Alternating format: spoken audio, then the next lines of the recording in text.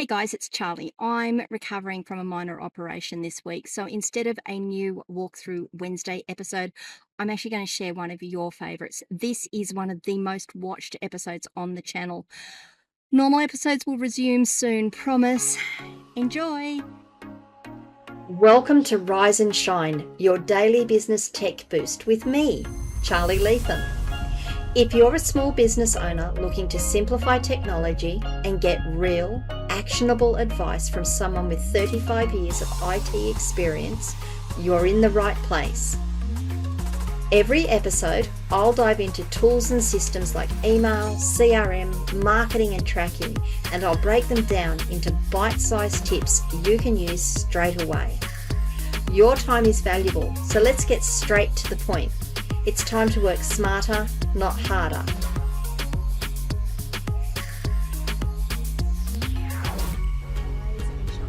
It's your daily dose of business tech information with me, Charly Leetham. Episode number 437 today, and we are going to be talking about delegating access to your Google Workspace email account. A reminder from yesterday's podcast, the reason you want to be able to delegate access is if you want someone to be able to log in and manage your email on your behalf, but you don't want them to log into your full Google account. By letting them log into your full Google account, if you've got two-factor verification on, that's a problem because you need to be available so that they can get access to the codes to be able to log in.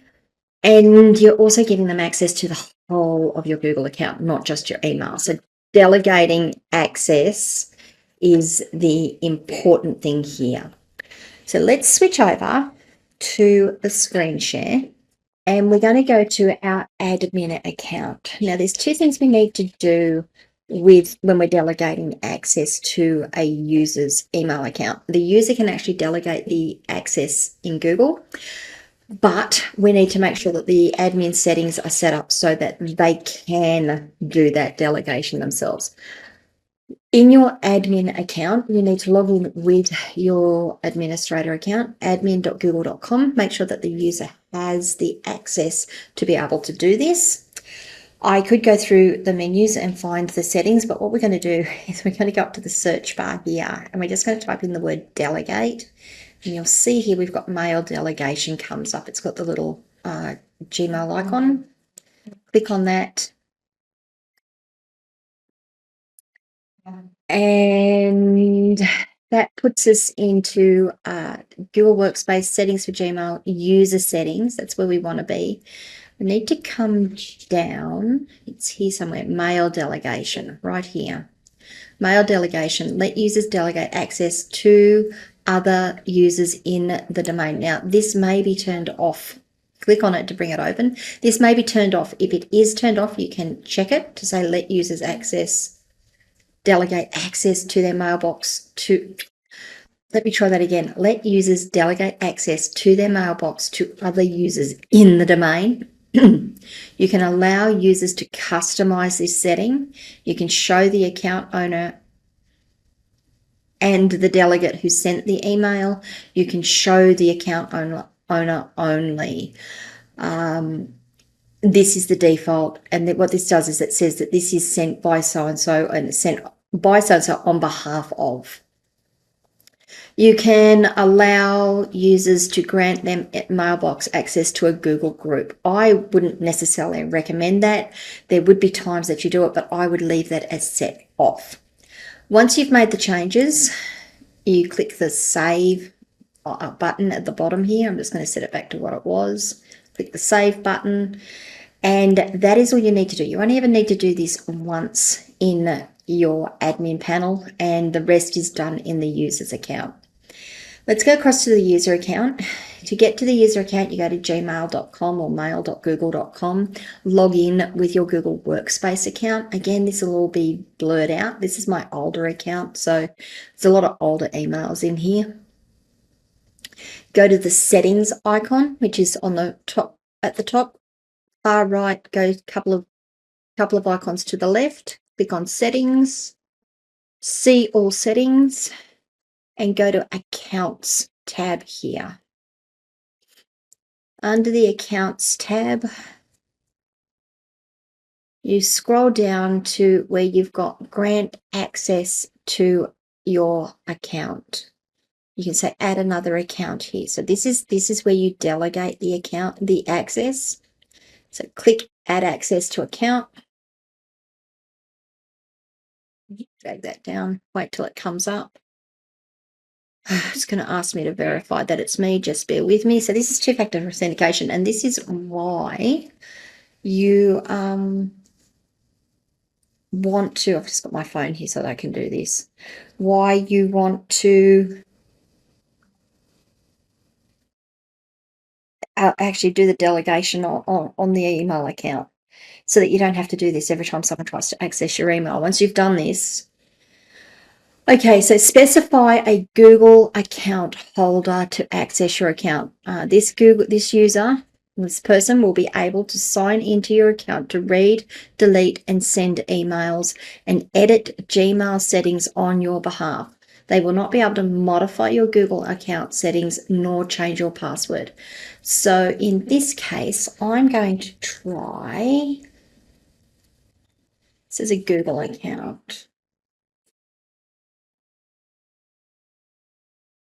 Let's see if I can do it with a Gmail account, because that's a Google account. Okay, and this is why I wanted to do this. So this is trying to give someone outside of my Google Workspace organization access. They can't have access.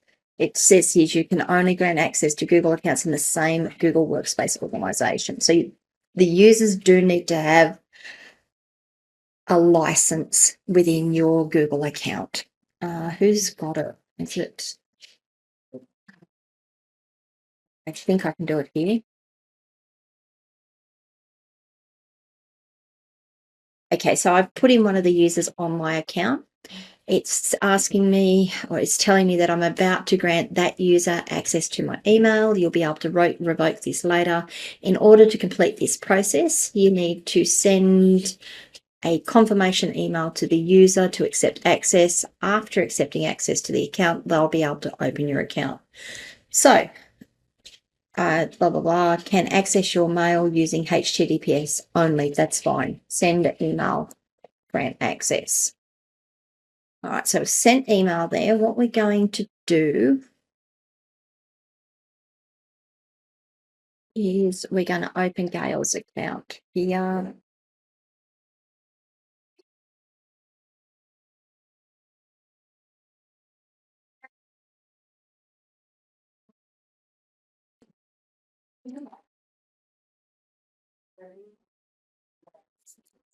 Now it's asking me to verify that they've got access. Yeah.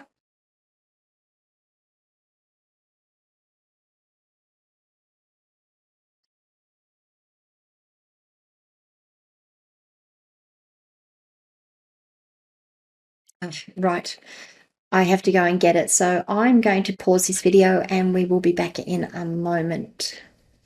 So what we have to do is go and log into the user's account that we've delegated access to, get them to confirm that they've got access to our account, or that they accept that they will manage our account on our behalf.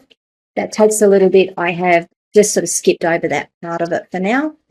And it says it's pending here. If I refresh that screen, because I did just accept it, we scroll down. Oh, we've got to go to, there we go. We've got Gail has accepted the access. Now I am already logged in as Gail here, so I'm going to open up Gail's account. We're going to see how that looks. I think I can do that. So the way that looks, once Gail logs into her account, again, this will all be blurred out. Across here on your profile area, you click on that, you come down, you see you've got this delegated access here. And if you click on that, that will allow Gail to log in as me to my account. And you'll notice up here in the icon, it says that you're a delegated, you're delegated and you're accessing my account as a delegated user. So Gail gets to log in with her account. She can then log into my account without having to log in again because it's a delegated access. And she's got access to my inbox. She can see everything here. She can modify my labels. She can do what she needs to do to make my account work for me. Okay, that was interesting. To remove the delegation. Let's just go back. Sorry, I'm just going to finish this off. So this is now back in my settings as me. And you'll see we've got Gail has been accepted to delegate. She can choose to mark as read, mark a conversation as read when it's opened by others, leave conversation as unread when opened by others. Now, I leave it as unopened because I like to check my messages and see what's new when I come in. But if you've got a VA working for you, you might find that it's just easier just to say, if they've read it, it should show as read, and then you know what you need to handle while they're not around. The sender information, you can show this address and the person who sent it by sent by, or you can show this address only. So if you don't want it to say sent by Gail on behalf of, just set it to show this address only, and it will only ever show your address as the sending address.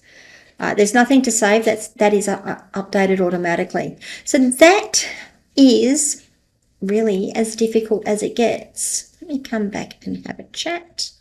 All right, so what we did there was I showed you how to set up the admin settings that you only ever have to do once in your Google admin panel so that users can delegate their account to others if they want.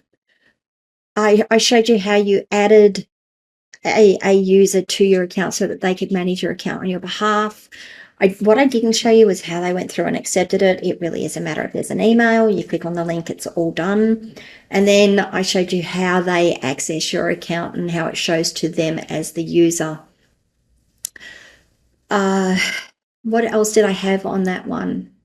It's that's right. The only proviso on it is that if you are delegating access to your Google account, your Google Workspace account, the user has to be within your Google Workspace account itself, your Google Workspace. It can't be another VA on another Google Workspace or a Gmail account. It has to be within your Google Workspace, which means they need to have a license as well.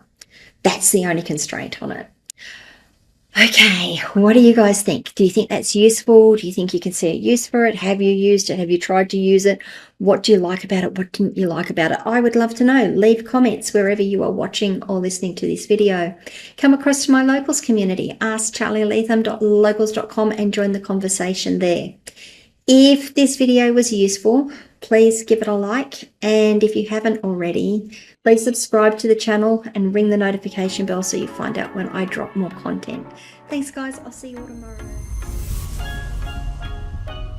Hey there, thanks so much for tuning in to Rise and Shine, your daily business tech boost. I hope today's episode gave you some actionable insights that will make your business tech work smarter for you. If you found value, be sure to subscribe, leave a review, and share it with other small business owners who could use a daily boost. For more tips, tools, and resources, visit www.askcharlyleetham.com. Until next time, keep rising, keep shining, and let's make tech simple together.